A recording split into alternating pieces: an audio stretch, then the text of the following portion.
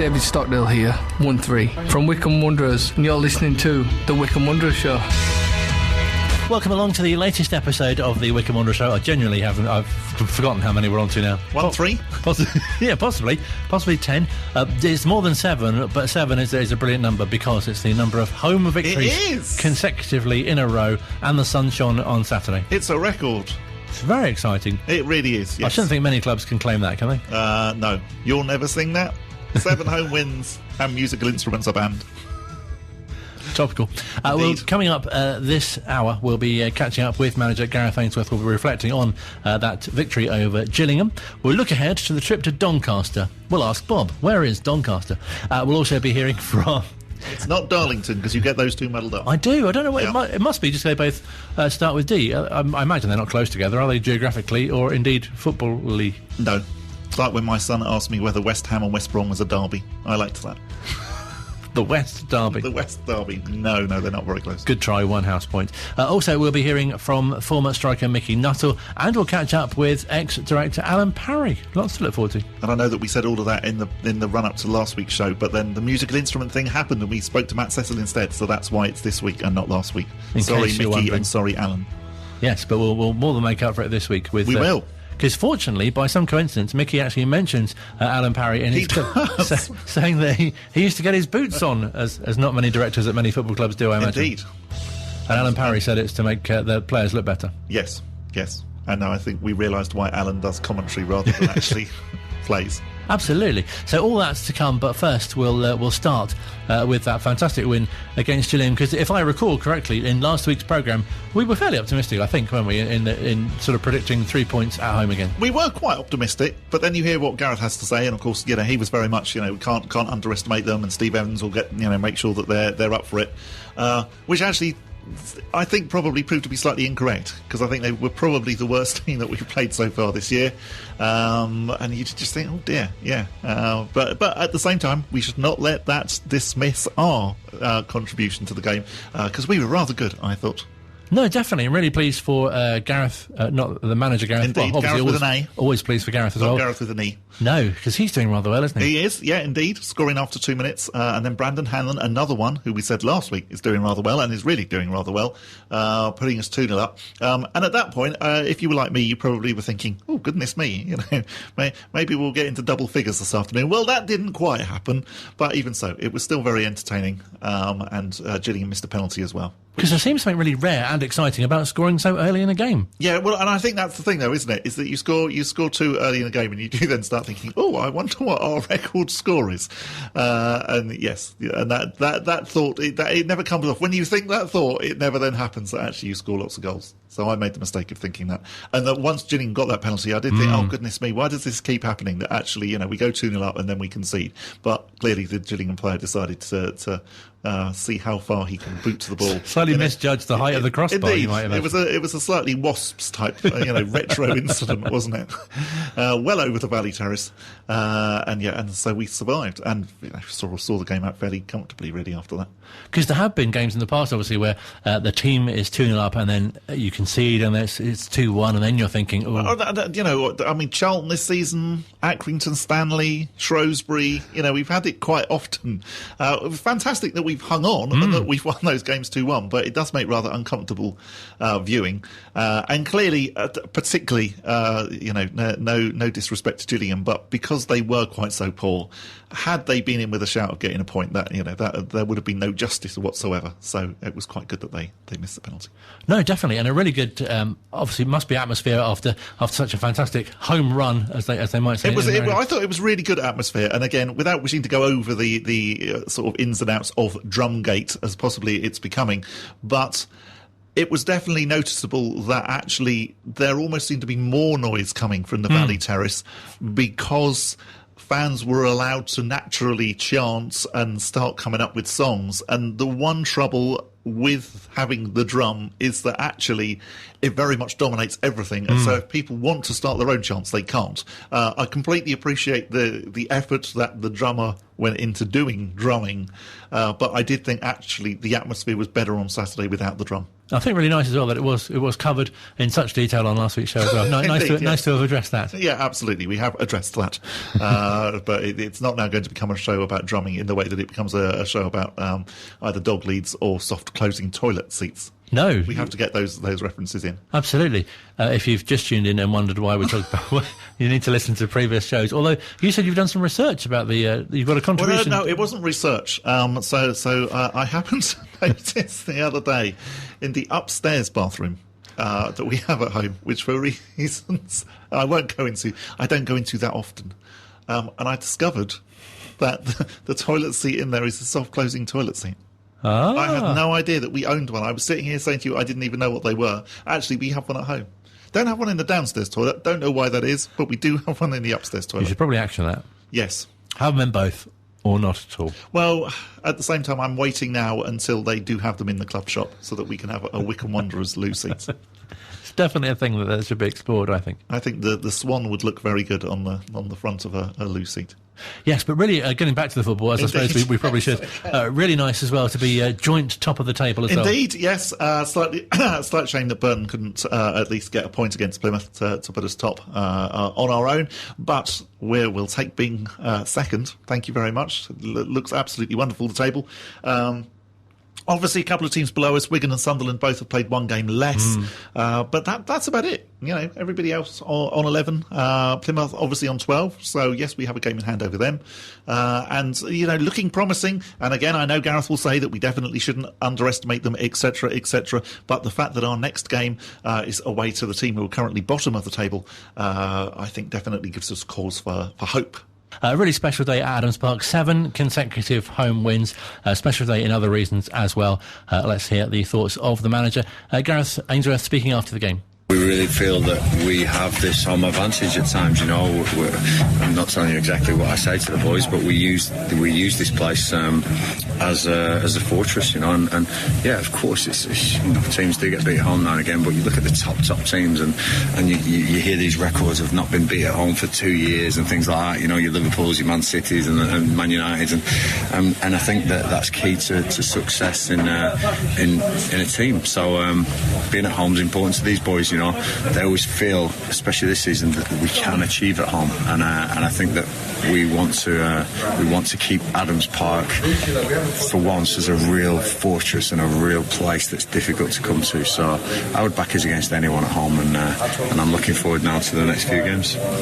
Gareth, expectations and probably the highest they've ever been since you've been at the club. Is it difficult to handle that? It was, and I'm getting used to it. You know, I think that I can't thank every chairman I've had, you know, to giving me the time that they've given me to create this culture, to create this experience that I'm learning all the time. I've not cracked anything. I am so a novice at this still, and I will keep learning. And now, like you say, the expectation levels have risen. That's something else to manage. But I firmly believe that we are capable of achieving with the talent we've got and with the players we've got, but we can never ever lose what we had at Torquay that day, and all through those years since then, and building up to this moment.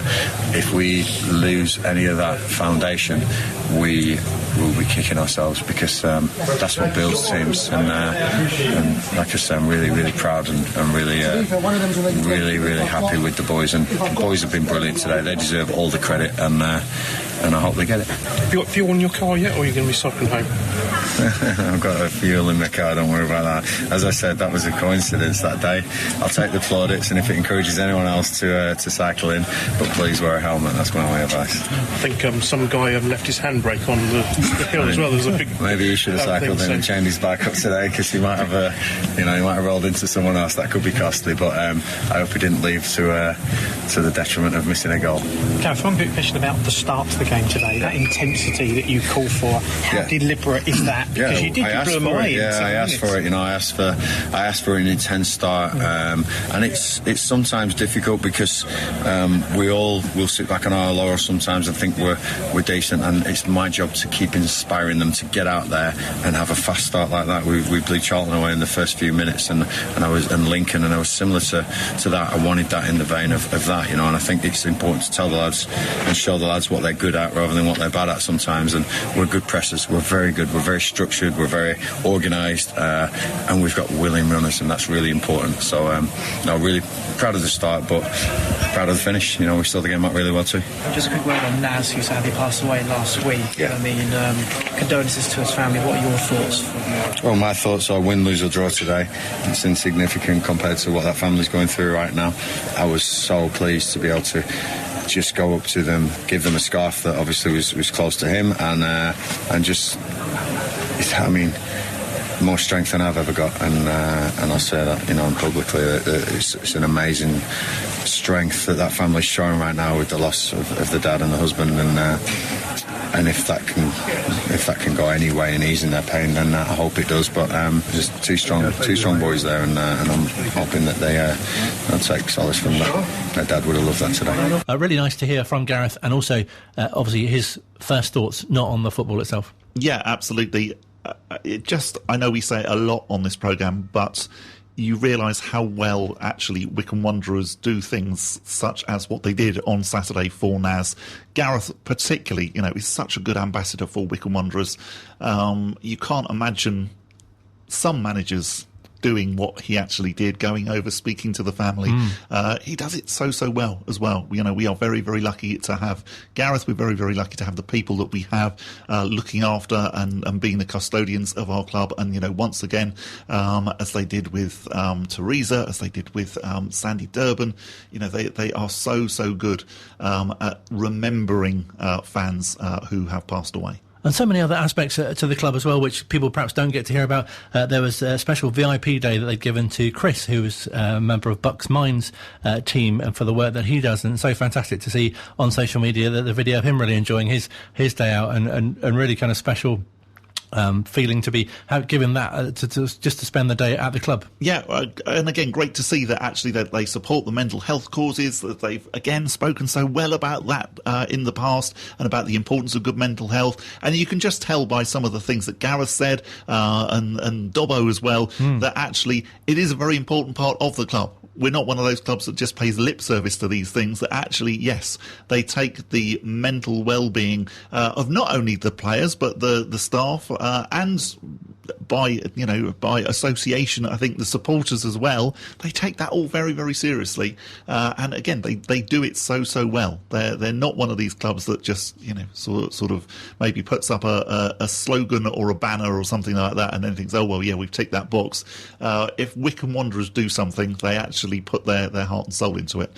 And yeah, again, I know I think I said it last week with regards to the musical instrument issue, but the fact that that's the only, one of the few things that actually people are debating on at the moment just shows you what a good place we're in. No, definitely. And the club, it sounds corny to say it, but the club really does sound like a family, and treats everyone connected to it in that way as well. And obviously our thoughts with Naz's family as well. And also to Len Worley as well, who, of course, is a former legendary player of the club, someone that we've spoken to previously on the programme as well. Unfortunately suffered a heart attack and is recovering, so wish you a speedy recovery. And great to hear that Gareth picked up the phone as well to speak to him too. Indeed, yeah, absolutely. And, that was good to hear as well from Len's point of view, because obviously, he's doing okay if he's, able to take phone calls from Gareth Ainsworth, but yeah, we wish him all the very best, because it was great to hear from him when he spoke to us in the last season of the Wycombe Wanderers. Absolutely. Show. And another really good news this week, fantastic to see Nick Freeman getting a new contract. Yes, yeah, absolutely. Really, really good. Obviously been injured, and again, long-term injury. Some clubs probably they would have said, right, okay, cheerio, but no, he's been rewarded with a new contract, and would be great to see him back in the squad hopefully very soon. A really good boost actually, if you're out with a long-term injury and then you get news like that, it must really sort of spur you on. Yeah, particularly I think probably when you're a lower league player and you must worry a little bit, and particularly the time that he's been injured, obviously, during the closed season, where you might be thinking, well, are they going to say, okay, sorry, cheerio? But no, we've stuck with him, and it'll be great to see him back. And nice of Gareth as well to comment on, what a great part he's played in this 5-year journey from League Two to the Championship as well. Yeah, he's been one of those really, really consistent players as well. You know what you're going to get when he comes on. He doesn't often start, but he often comes off the bench. Really, really good addition to the squad. And definitely one of those slightly unsung heroes. And as you say, hopefully it won't be too long before we see him back in action. Let's hear it from Nick now. Gutted that I'm not playing and that I'm injured, long term, but also buzzing that I've been able to get a 1-year extension. And I'm so grateful to Rob, Pete, Gaffer, who I've been fortunate enough to get that from them, and they've been kind enough to do that for me.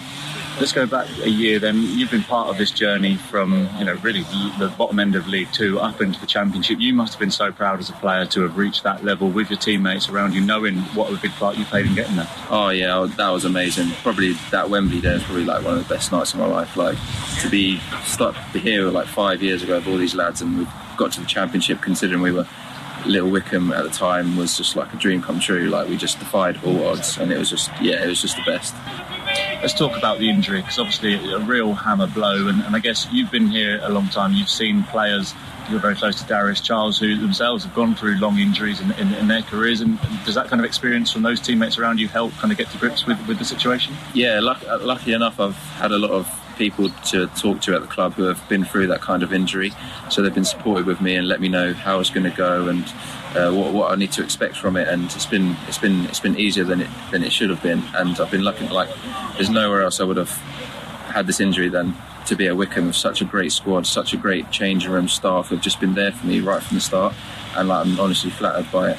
And the light at the end of the tunnel now is that extra year you've got on your contract, knowing that you'll be able to come back, get yourself fully fit and really show what you can do again. Yeah, it takes that weight off my shoulders. It's one less worry off my shoulders. I can now just focus on my rehab and get back to playing as soon as I can. So I'm just really happy and grateful that they've done that for me, and I'm buzzing to be here.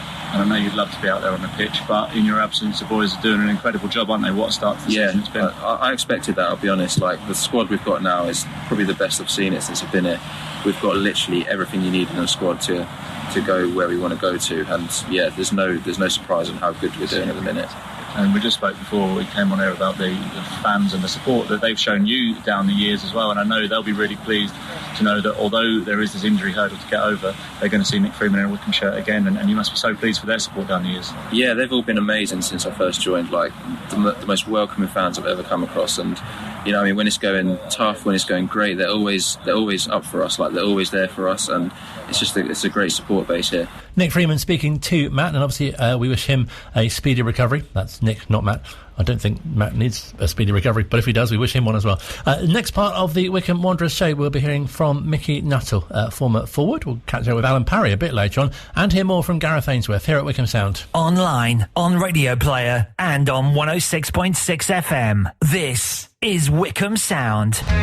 Continuing our series of chats with former players, with big thanks to the Wycombe Wanderers Ex-Players Association. We've been catching up with a number of top names of late. I can tell you that on next week's show we'll be chatting to former player Steve Thompson, which if you were listening last week you'll hear that I did say that for this week. But that's next week. This week, which was due to be last week, we've been speaking to Micky Nuttell, the forward who you might remember from the early 80s. Got lots of goals, and is a fantastic guy to chat to. Was Boston as well, and as you'll hear, has had a sort of up and down career, but fantastic to speak to him. And I've been catching up with him to find out how he became a Wycombe Wanderers player. I think it came about all of a sudden, really. I think there was, I'm trying to think of his name, Nicky Evans. He was at Wycombe, good striker. I don't know if he had a little fallout with Martin O'Neill, and I think they sold him. And to be honest, I was just a young lad at Cheltenham Town. I'd been at Peterborough United for 4 years, but as an apprentice and a couple of years pro. And then I ended up being transferred to Cheltenham Town, who were in the Vauxhall Conference. And to be honest, I was a young lad. I think I was 20, 21, and even in and out the side there, but did have a few ankle injuries that created a few problems for me, and it wasn't the best. No disrespect, the physio department is not quite like it is now, and I never got any proper treatment, so it was left to your own devices to get yourself fit, play playing semi-pro football, so that was quite tough. So I was a little bit in and out, and I think I played against Wycombe. I think I had a good game, and then obviously a Glyn Creaser. I can't remember who the other centre. I was a young lad, and I think Martin was obviously, he just seen me playing that game, and probably thought, we need a striker. One in, one out sort of thing. This is how I, remember it anyway, but we're going back a few years now. So, and then out the blue, so I hadn't actually been like banging loads of goals with Cheltenham and, on the radar. I think I just played well against his two centre-halves. And he thought, and that was it. The next thing, I was in lodgings in Cheltenham Town, and it come that I don't know what they bought me for. It might have been 6,000 or 8,000 maximum. You never really always get to know these things, but it was brandished about. That's roughly what it was, and I was a little bit in shock. Wow, Wycombe, a top conference side compared to probably Cheltenham. It was just a bolt out the blue, and next thing I know, Martin O'Neill's in my landlady's kitchen eating cheese and onion sandwiches, and was signing these forms, and before you know it, I'm a Wycombe Wanderers player. So it was a quick turnaround, and even things like getting to Wycombe from where I was, because I'd had a car with the club, because I was their commercial manager at Cheltenham, and obviously that got taken off, and it's like trying to sort all them issues out just to get training for the first month or so was difficult, but then we settled into it. So that's really how it came about, and all of a sudden, you're at a good club like Wycombe, and you can see the difference from like a Cheltenham to a Wycombe Wanderers, where they were definitely going to go places.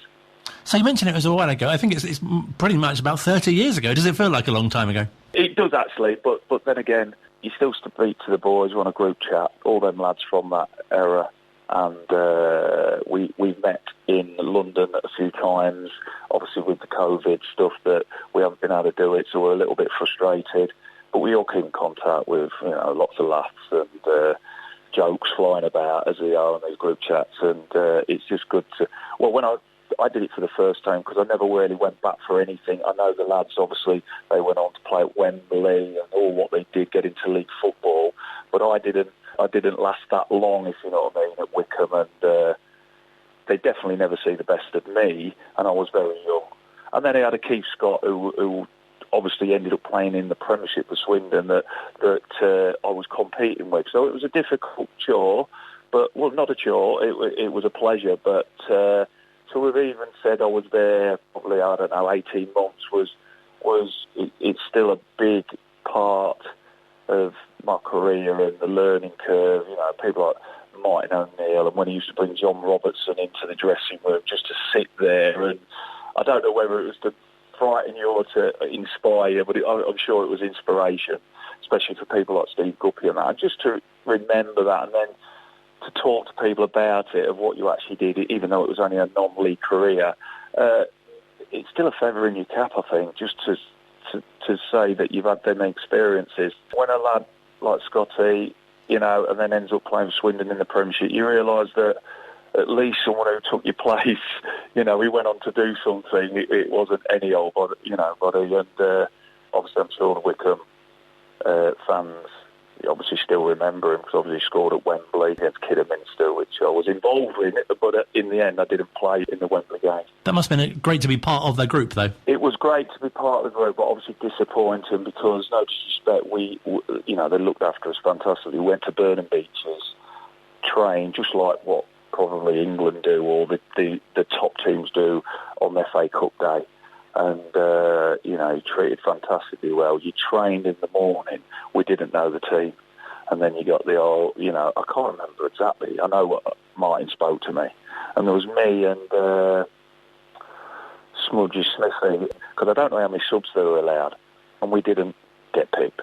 But I played up to probably about the quarterfinals, and then I think signed Scotty, and I think I got injured, and then he got in, and it's just the way it works. And at the time, you just gutted for your family, and your chance to play at Wembley, it's like a dream. And this was just the start, really, of Wycombe. I think their dominance And so it was nice to be part. I even remember the next day thinking, I don't even want to go on the open top bus, because when you haven't played, I was pleased for the lads. They scored. They won the game, and obviously Keith Scott and I think Westy scored that game, and it was a great day. You know, a lot of fans there. It was great, open top bus. But when you've not played, it's just, this is the other side of football, isn't it? You know, it's not always roaring success, and you know, as you've had a longer career, you realise there's a lot of ups and downs in football, and I'd love to be here and say, yeah, I scored the winner at Wembley, you know, but it weren't to be, and I probably wasn't good enough to be in that team at the time. So, you know, you've got to be honest, I think, as a footballer. Not a lot are, and some think they're a lot better than what they are, but I think I'm a realist, and when you look back. But do you know what? Them lads, every time you meet them, and brilliant lads, just so down-to-earth lads, and I think that's why they had such a good, you know, work ethic and camaraderie. It was unreal, and obviously it's seen through for several years where they all stuck together, and Martin kept them together, probably even as much into league football. It just shows you what sort of group he had there. And you must be so proud as well of your goals record. I think it was 13 in 30, which is pretty decent. Yeah, not too bad actually. You know, I'm not saying it's been that heavy, because I'm a big target man, so obviously pretty good in the air, even though, again, 21, what you like when you're 27, 28 compared to 21 is massive, especially in them positions of a big centre forward, because you're playing against like 13-stone centre halves, day in, day out, very strong. It's obviously a physical presence, and the technique and the experience you need to. There's certain positions where I think if you're a quick winger, you know. But when it's a bit of that physicalness and the tricks of the trade, you're probably better in your 30s, to be honest, at that job, especially for lower level players. So yeah, to be able to dominate that centre half at a very young age is very difficult in that non-league football. But yeah, I was, you know, probably some of them games were in little cup competitions. But I remember the start of the next season, Keith was, he had, and I'd already spoken to Mike, I said, look, if I can't get in, because I was living in Boston, and at one stage I was travelling, and it's like about 130 miles, and, you know, you're a non-league footballer doing a 260-mile round trip, and if you're not playing, it can get you down, and I'm not saying it did, and I went back that next season with gusto, really, and I ended up starting because I think Scotty had his appendix out. He was out, and I scored 6 in 6, and I've still got it on tape because I used to tape the games. I scored a hat-trick against Altrincham, and it was one of the best days of my footballing career, really. And I scored a hat-trick. We won 4-2. It was in the conference. I think we went 6 unbeaten. It was like a record or whatever. And I think I'd scored the winner at Merthyr Tydfil. I might have scored against Yeovil, and then the hat-trick, and it was like 6 in 6. But then what did I do? I went and got myself stupidly sent off. And when you get sent off, and Martin O'Neill's the manager, and it's probably the first half, and you're in that shower waiting for the lads to come in, and then you hear, you know, what a prat you are. It turned from everything going brilliantly that season, it couldn't have gone any better, to it's probably the worst. It felt like the worst day of your life. The wrath of Martin when that happens, and then I think the lads still got a draw, but you get fined 2 weeks' wages, and you know, no bones about it. You know what you've done wrong. So, and then I think from then on, Scotty got fit. He got back in the side, and then that's the way it was going to go. It's really nice to hear that sort of contrast from you, though, because I think as well, a lot of supporters don't get to probably realise, as you say, the ups and downs. They're only obviously when you're scoring the goals and doing well. Oh, definitely. I've been with other teams. I've got to the semi-final of the FA Trophy, and I would have played in them teams because I was not the main man, but you know, you was older, more experienced, and I was playing, and then we got beat in the 2 legs, and again, it's just so close but so far. I've won a few leagues with other clubs and things like that, and that's been a real good feeling. But, you know, regarding the Wycombe, it was the start of what I'd class, not that I'm an expert on Wycombe Wanderers, the history of Wycombe Wanderers, but that group, and it was just great to see them all do so well, and obviously see the likes of Steve Guppy, who I used to live with actually, because the chairman, he had a bungalow, and there was myself, Andy Kerr, Steve Guppy, and players like that, and they're like 18, he's 18, I'm probably 21 or he's 19, and nervous all the time, and having your pasta on the Friday night, and, you know, out the tin, you meat out the tin, and when you think now how players get looked after and things, and what we were doing, I was sleeping on a mattress in one of the rooms before games and things like that, because my travelling was too far at sometimes, or I'll stay over for a couple of nights. Obviously that creates that camaraderie as well, all good lads who go out together night on a night out, and then obviously you're training and playing. But what I will say is, like, little things of what I tell the people, like, we never did any proper training. We just had a game. We just had a game across the pitch, and Alan Parry would come and take part with his boots on. He weren't the best, by the way, but we'd had a laugh. And then Martin would come on his trainers. He'd be slipping. He'd be sliding all over, and he'd get involved 10 minutes, and then he'd go in. We never did set pieces. We never did hardly any running. It was fantastic, really. And I think, obviously, that's where, when you listen, I'm sure the lads know Martin 10 times better than me, because I know he's still in contact with a lot of them, because, obviously, they were an important group of lads in his career. It was good that them lads, I think, you know, I don't know how many of them actually got that chance to probably play league football, and I bet there was a fair few of them that were in that team that I was in. So it just shows you the quality, you know, Davy Carroll, people like that, and I think Matty Crossley, Greencreaser, etc. But I had a move. Again, they made money on me, so at least I wasn't, you know what I mean? I think they sold me for $14,000 to Boston United, but that was my hometown club. It's where I'm from. So when they come calling, I'd scored 6 in 6, so I was getting a bit of news early on in the season. And I think Martin had made that decision that Keith Scott was going to be his number one striker. And he's a big lad like myself. And obviously, you know, he made a wise decision. And obviously, it was an easy decision, I presume. And I don't like putting myself down, but it's a fact. And he proved, you know, from scoring a lot of goals, etc., and going higher, that it was fully deserved. So sometimes you just got to go, well, that's football, move on, get some more experience. But that ground in there, it was just something you carry forever, you know, in a non-league career.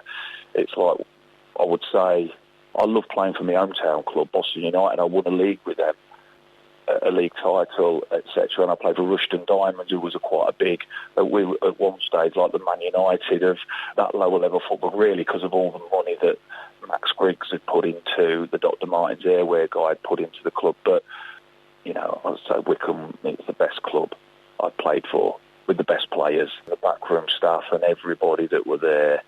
Do you know what I mean? Obviously, they went on to do better things when I wasn't there. And it was just good to see. I loved seeing the boys and winning, you know, championships. And, yeah, brilliant. And I'm sure fans will be keen to know what you're doing these days. Well, it has been a roller coaster, what I'm actually doing now. I did lose my wife at 35 years old, and I brought up my son. He was 8 at the time. My wife died in a car accident, so it was just an horrendous time, to be honest, obviously. And it still feels like yesterday. And my son's still living with me now. He's 26. I brought him up sort of on my own, as you do, obviously with family around me. So it was horrendous. And to be honest, I give up work as well. I was in a not a bad situation. I'd built a few houses, if you know what I mean. I used to self-build. I couldn't do the building, but I used to sort of project it thing. But in Lincolnshire, it's very cheap for property. It was, at the time when I started, it was very cheap for land, etc., compared to probably down in Wycombe and all that area. Yeah, it's very, where I live, it was a fair bit cheaper back in them days. So I got myself in a little bit of a decent position, and but I gave up work virtually for 8 years to look after my son. And when I was looking for something to do, I've set up an exterior cleaning business, and my son works with me. So we're a little bit of a team. It's called Elite Exterior Cleaning Specialist. I'm my own boss, and I can start when I want, finish when I want, and have a day off when I want. So it's quite nice, actually.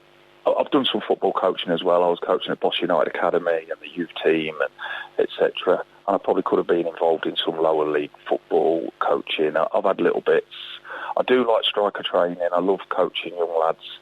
I'm not saying I was a specialist in scoring goal, but I love anything in and around the penalty box, working with strikers. Everybody loves it in the back of the net.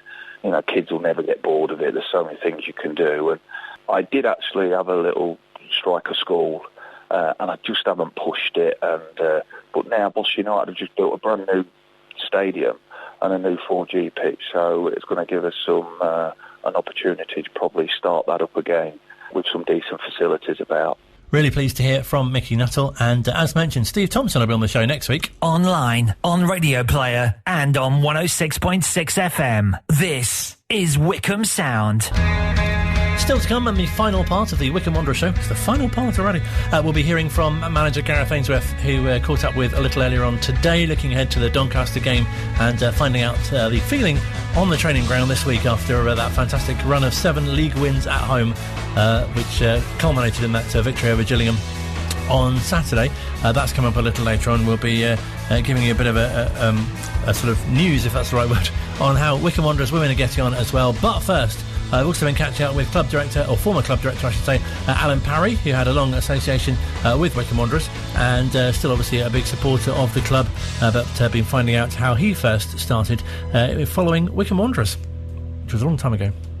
It was January 1975. I was a sort of junior sports reporter at BBC Radio in London, having recently moved down from Radio Merseyside. I was born and grew up in Liverpool, and they assigned me an FA Cup third round match between Wycombe Wanderers and Middlesbrough.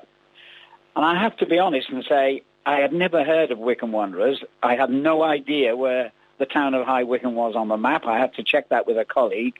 Anyway, off I went to the old ground in the town centre, Lokes Park, and this was a famous FA Cup tie in the club's history. It was a really eventful cup tie, which I had to report on for BBC Radio Sports Report, famous programme that began at 5 o'clock every Saturday afternoon.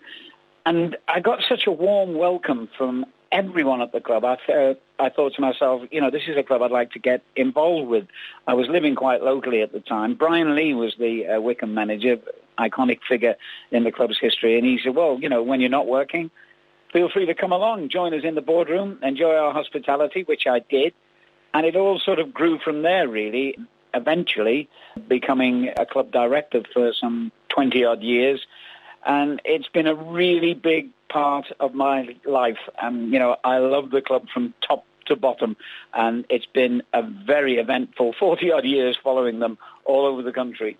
Are you able to put your finger on what's so special about the club? Because you speak to so many people who've either played or worked or even just visited, and they all say the same thing. It's such a family club, so welcoming, and obviously has so many sort of special stories. I think humility is a word that always comes to mind. There are certain clubs in the division that Wycombe are now in League One. Dare I mention the likes of Sunderland and even Portsmouth, who, because of their distinguished history in the Football League and indeed in the Premier League, have this sense of entitlement, if you like. Wycombe coming from a much more humble background from non-league days, and they were, as I mentioned, an Isthmian League club when they took on Middlesbrough, and very nearly beat them, by the way, went out to a late goal in the replay up at Ayresome Park, Middlesbrough's ground in those days. So, you know, no one has this feeling of we are bigger than this, we are better than this, and that has been perfectly displayed, I think, by the attitude of the current manager, Gareth Ainsworth, you know, who is always very humble in his approach, always very realistic as well. And I love that. Yes, we don't have the history of some of the bigger clubs around us and some of the bigger clubs, particularly in the Championship, that Wycombe shared pitches with last season. But we do have a warmth and a depth of feeling about the club that is not exactly unique, but hard to find. And I love that. And obviously, there's been the recent success of gaining promotion to the Championship. But prior to that, I think the club was best known for coming up from the conference into the league, led by Martin O'Neill. And we spoke to him in the previous season of this show, and he credited you with sort of bringing him to the club. How did that come about? Well, I've known Martin from his playing days at Nottingham Forest and kind of kept loosely in touch with him. At this particular juncture in Wycombe's history, they were looking for a new manager. By coincidence, I bumped into Martin at an FA Cup tie. It was Norwich against Liverpool. I was there. I mentioned that I was brought up in Liverpool and always have a great affection for Liverpool FC. So I was just there to watch them play, support them if you like. Martin was there, I believe, working for BBC Radio, and we bumped into each other. It's become quite a well-known story, this, in the gents' toilet at the end of the game. I had previously put Martin's name forward for an earlier managerial vacancy, and astonishingly, he wasn't even interviewed. The club had a committee running them at that time, and they didn't see fit to even talk to him. And he said, I believe Wycombe, I'm now moving it forward to the Norwich-Liverpool game. He said, I believe Wycombe are still looking for a manager. I said, well, coincidentally, they're actually interviewing for a new manager today. Oh, I wish I'd known, said Martin. I would have thrown my hat in the ring again. I said, well, look, on my way home, I'll ring the chairman, Ivor Beeks, and tell him of your interest, which I did. And Ivor said, unfortunately for Martin, we've just appointed Kenny Swain, who was an ex-Wycombe player, went on to have a very successful career at the top level, Chelsea and a few others. Okay, I ring Martin back, sorry, job's gone. Following day, Monday morning, I get an urgent phone call from Ivor Beeks. Kenny Swain, who at the time was actually assistant manager or first-team coach at Crewe Alexandra, had gone back to Crewe. They wanted to keep him. They offered him a better job description and more money, and he decided he would stay at Crewe and not take the Wycombe job. Can you ring Martin urgently, said Ivor Beeks. I did, and that is exactly how Martin O'Neill was appointed. And the rest, as they say, is history. The greatest manager in the club's history, being severely challenged at the moment by Gareth Ainsworth. It just felt like such a fantastic period as well, obviously with, as you say, getting promoted to the Football League, but also the FA Trophy at Wembley and the playoff finals as well, and a strange kind of quirk of history playing against Preston, of course, with Gareth and the team there. Absolutely, yeah. I mean, they were wonderful days. He was the catalyst, I think, for making Wycombe the club they are today, because his arrival pretty much coincided with the move from Lokes Park to Adams Park. So it all came together neatly. Suddenly we had a charismatic manager and, more importantly, a successful manager. Then we had a new stadium, and obviously that boosted the attendances for Wycombe games. And it just kind of rolled on from there, and it was just a wonderful period, as you mentioned, FA Trophy successes at Wembley, and then the frustration of the season when we got 92 points in the conference, as it was called then, the National League as it is now, and still didn't go up. Our old rivals, Colchester, pipped us on goal difference. Now, it would have been easy in the following season to be feeling sorry for ourselves and, take that one on the chin and think, how are we ever going to get out of this league if 92 points wasn't enough?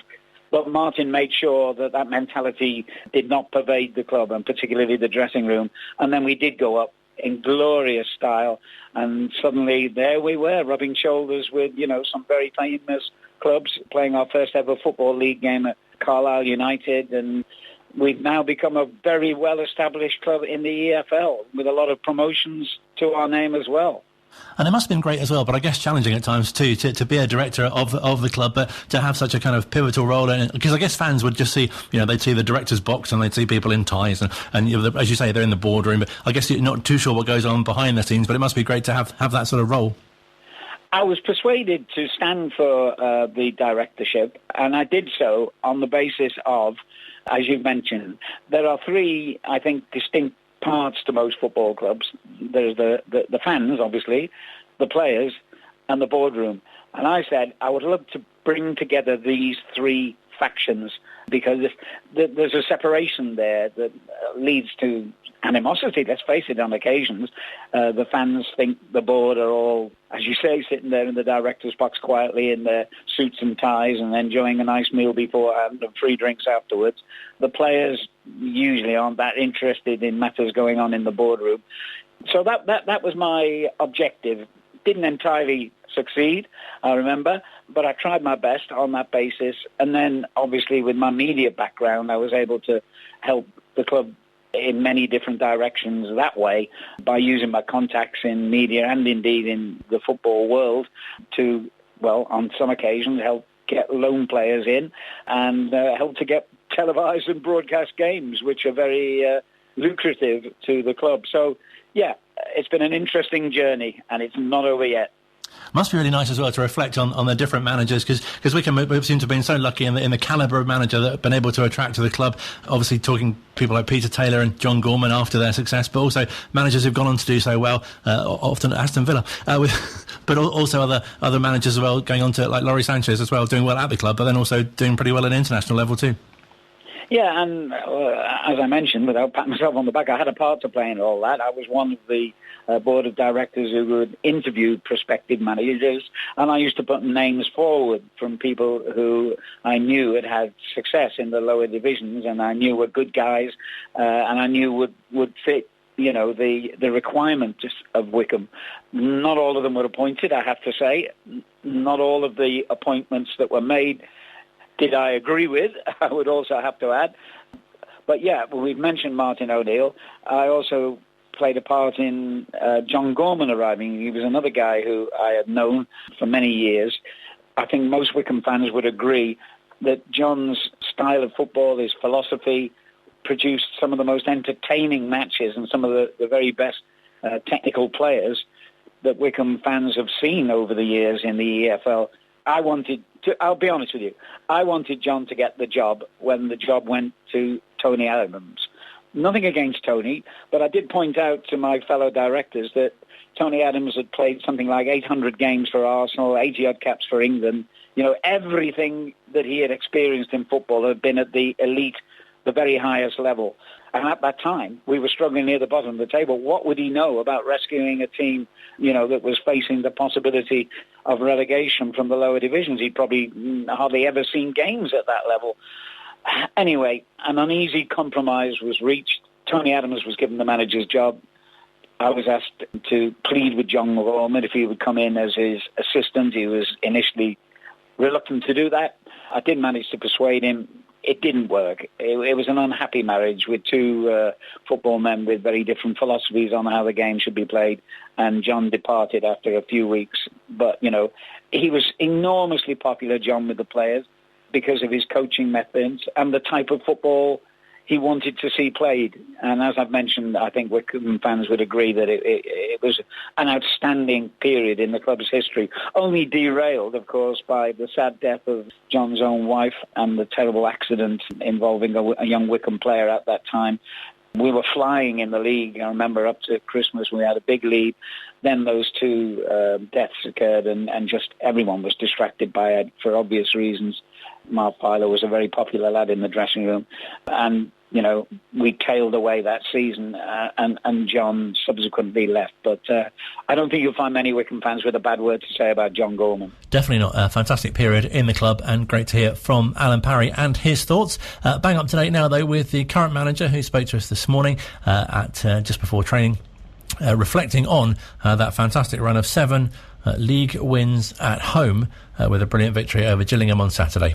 Just brilliant to be involved with, and the players have just done fantastic at home. You know, we've got this real home form going, you know, at the moment, and they feel at home when they turn up. You know that they know what they're going to get from the fans, and it's just been a fortress so far this season, Adams Park. So really, really pleased with that, and the way we're starting games there has been powerful. You know, blowing teams away in the early minutes. So all you know, components of a good side, and home form is something that you rely on. You know, the top teams in the country, you know, you always find their home records are phenomenal, and at the moment, we're right up there. So I'm really pleased with the home form. It's on the road now. We've got to make sure that we're solid as well.